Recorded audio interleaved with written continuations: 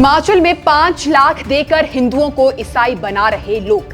हर महीने 5,000 रुपए और जिंदगी भर फ्री इलाज का भी ऑफर, लेकिन अगर मना कर दिया तो गालियां दी जा रही है। स्वर्गीय राजा वीरभद्र सिंह को हिमाचल की राजनीति का सबसे बड़ा जननेता यूं ही नहीं कहा जाता। उन्होंने सिर्फ सड़कें, स्कूल और अस्पताल ही नहीं बनाए, उन्होंने हिमाचल की सामाजिक पहचान और सांस्कृतिक स्वाभिमान को लेकर भी कुछ ऐसी लाइनें खींची थी जिन्हें पार करना आसान नहीं था। इन्हीं में से एक था धर्म परिवर्तन को लेकर बनाया गया कानून। करीब 20 साल पहले राजा वीरभद्र सिंह की सरकार ने साफ संदेश दिया था कि किसी भी व्यक्ति को अपनी इच्छा से कोई भी धर्म मानने का पूरा अधिकार है, लेकिन अगर कोई लालच देकर, पैसों का प्रलोभन देकर या सुविधाओं का झांसा देकर किसी की आस्था बदलने की कोशिश करेगा तो हिमाचल उसे हल्के में नहीं लेगा। लेकिन आज बिलासपुर जिले से सामने आया मामला उसी पुराने सवाल को फिर से जिंदा कर रहा है, क्योंकि आरोप ऐसे हैं जिन्हें सुनकर बहुत से लोग हैरान हैं। आप खुद सोच कर देखिए कि अगर एक दिन आपको पता चले कि आपकी पत्नी का धर्म परिवर्तन हो चुका है और अब कुछ लोग पूरे परिवार पर लगातार दबाव बना रहे हैं कि बाकी लोग भी अपना धर्म बदल लें, तो आप क्या करेंगे? बिलासपुर जिले के घुमारवीं क्षेत्र के रहने वाले रवि कुमार का दावा है कि उनके साथ भी कुछ ऐसा ही हुआ था। रवि कुमार ने पुलिस को दी शिकायत में आरोप लगाया है कि उनकी पत्नी का जबरन धर्म परिवर्तन करवा दिया गया है। इतना ही नहीं, अब उनसे और उनके पूरे परिवार से भी ईसाई धर्म अपनाने का लगातार मानसिक दबाव बनाया जा रहा है। दावा किया जा रहा है कि कुछ लोगों ने धर्म परिवर्तन के बदले 5 लाख रुपए देने का प्रस्ताव रखा, हर महीने 5,000 रुपए देने की बात कही, जिंदगी भर मुफ्त इलाज का आश्वासन दिया और जब प्रस्ताव ठुकरा दिया गया तो कथित तौर पर गाली गलौज की गई। यानी ये मामला किसी धार्मिक चर्चा का नहीं बल्कि सीधे सीधे प्रलोभन का दिखाई देता है। और यही वो चीज है जिसके खिलाफ हिमाचल ने बहुत पहले अपनी कानूनी और सामाजिक स्थिति स्पष्ट कर दी थी। लेकिन अब जरा पूरी कहानी समझिए तो ये पूरा मामला बिलासपुर जिला के घुमारवीं उपमंडल के हवान क्षेत्र का है। स्थानीय लोगों के अनुसार मंदिर परिसर के आसपास एक धार्मिक कार्यक्रम चल रहा था। लोग सामान्य तरीके से वहां आ जा रहे थे। इसी दौरान कुछ व्यक्तियों द्वारा स्थानीय लोगों से बातचीत शुरू हो गई। इसके बाद जो बातें सामने आई उन्होंने पूरे क्षेत्र में चर्चा छेड़ दी। शिकायतकर्ता संदीप कुमार का कहना है कि उनसे धर्म परिवर्तन के बदले आर्थिक सहायता का प्रस्ताव रखा गया।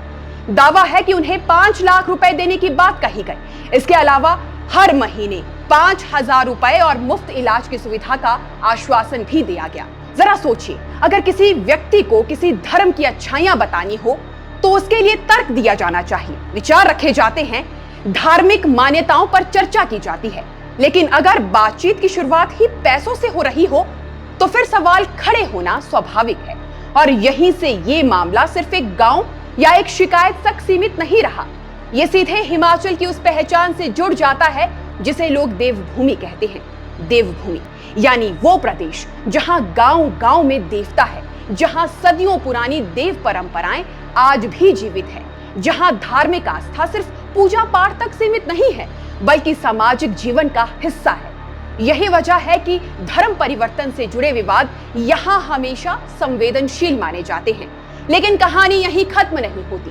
स्थानीय लोगों का आरोप है कि आर्थिक प्रलोभन के अलावा हिंदू देवी देवताओं को लेकर भी आपत्तिजनक टिप्पणियां की गई। ग्रामीणों के अनुसार भगवान राम, भगवान कृष्ण और हनुमान जी के बारे में ऐसी बातें कही गई जिन्हें सुनकर लोगों में भारी नाराजगी फैल गई। अगर किसी समाज की आस्था पर चोट पहुंचेगी तो प्रतिक्रिया भी होगी, और यहां पर भी ऐसा ही हुआ। धीरे धीरे मामला पूरे क्षेत्र में फैल गया, लोग इकट्ठा होने लगे, शिकायतें दर्ज होने लगी, संगठन सक्रिय हो गए और देखते ही देखते ये एक स्थानीय घटना से बढ़कर पूरे प्रदेश में चर्चा का विषय बन गया। अब यहाँ एक बात बहुत साफ समझने की जरूरत है। भारत का संविधान हर नागरिक को अपने धर्म को मानने और उसका प्रचार करने का अधिकार देता है, लेकिन हिमाचल में बहस प्रचार की नहीं हो रही है, बहस प्रलोभन की हो रही है। बहस इस बात की हो रही है कि अगर किसी को धर्म बदलने के लिए पैसे, मासिक सहायता और दूसरी सुविधाएं देने की बात कही जाए तो क्या उसे धार्मिक स्वतंत्रता कहा जाएगा? यही वो प्रश्न है जिसने इस पूरे मामले को इतना बड़ा कर दिया, और शायद इसी वजह से लोग राजा वीरभद्र सिंह द्वारा बनाए गए कानून को याद कर रहे हैं, क्योंकि उस कानून के पीछे भी यही सोच थी कि किसी व्यक्ति का विश्वास उसकी अपनी पसंद से हो, लेकिन उसकी आर्थिक मजबूरी को उसकी आस्था बदलने का माध्यम नहीं बनाया जा सकता। दरअसल हिमाचल जैसे पहाड़ी राज्य में ये विषय और भी संवेदनशील हो जाता है, क्योंकि यहाँ आज भी हजारों परिवार सीमित संसाधनों में जीवन जीते हैं। कई गांवों में रोजगार की समस्या है, स्वास्थ्य सुविधाओं तक पहुंच हमेशा आसान नहीं होती। ऐसे में अगर किसी व्यक्ति को पैसे, इलाज और सीमित आर्थिक सहायता का प्रस्ताव दिया जाए तो ये केवल धार्मिक चर्चा नहीं रह जाती, ये सीधे उसकी आर्थिक परिस्थितियों से जुड़ा प्रश्न बन जाता है। और यही वजह है कि धर्म परिवर्तन से जुड़े कानूनों में प्रलोभन शब्द को विशेष महत्व दिया जाता है। बिलासपुर में सामने आए आरोपों ने भी इसी मुद्दे को केंद्र में ला लिया है। लोग पूछ रहे हैं कि अगर किसी धर्म की महानता साबित करने के लिए आर्थिक पैकेज तैयार करना पड़े तो फिर ये आध्यात्मिक यात्रा कम और भर्ती अभियान ज्यादा क्यों दिखाई दे रहा है? क्यों किसी की आस्था को प्रभावित करने के लिए 5 लाख रुपए का प्रस्ताव जरूरी हो जाता है? क्यों हर महीने भत्ते का वादा करना पड़ जाता है? और क्यों मुफ्त सुविधाओं का लालच देना पड़ता है? इसी वजह से ये मामला केवल धार्मिक नहीं बल्कि सामाजिक और नैतिक बहस का विषय बन गया है। फिलहाल स्थानीय लोगों ने पुलिस से कार्रवाई की मांग की है। विभिन्न संगठनों ने भी मामले को गंभीरता से उठाया है। पुलिस जांच कर रही है और आने वाले समय में जांच से कई बातें साफ होंगी। लेकिन जांच के नतीजे चाहे जो भी हो, इस घटना ने एक बार फिर हिमाचल को एक पुराने प्रश्न के सामने खड़ा कर दिया है। आस्था क्या है? विश्वास क्या है? और क्या किसी व्यक्ति की धार्मिक पहचान की कोई कीमत लगाई जा सकती है? क्योंकि देवभूमि हिमाचल में लोग आज भी धर्म को बाजार की वस्तु नहीं मानते। यहाँ आस्था को पैसों से नहीं तौला जाता। यहाँ श्रद्धा का मूल्य बैंक खाते से नहीं निकाला जाता। और शायद यही कारण है कि बिलासपुर से सामने आई इस घटना ने इतने बड़े स्तर पर लोगों का ध्यान अपनी ओर खींचा है। करीब 20 साल पहले राजा वीरभद्र सिंह ने जिस सोच के साथ धर्म परिवर्तन को लेकर कानून बनाया था, आज उस सोच की चर्चा फिर से होने लगी है।